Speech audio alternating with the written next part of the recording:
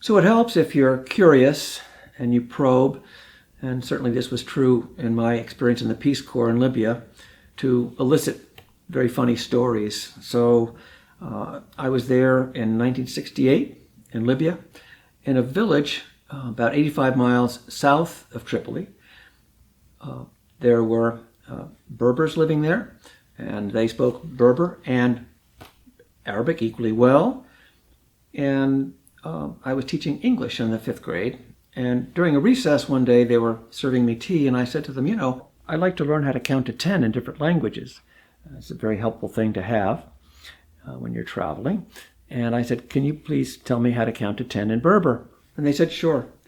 So I whipped out my little notebook, whipped out my little Bic pen, and said, how do you say 1 in Berber? And they said, Ejin.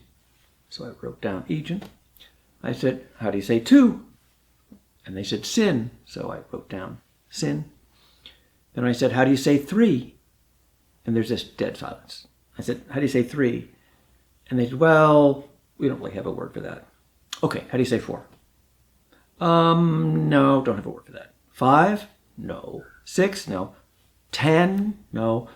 100? No. 2,521? No. So I said to them, well, how do you say something that's more than 2? And they said, oh, we just say a lot. So what goes through my mind is, I'm picturing a Berber arithmetic class, and the teacher says to Muhammad, how much is 9 times 9? And Muhammad strokes his chin, thinks about it for a sec, and says, a lot? The teacher says, right.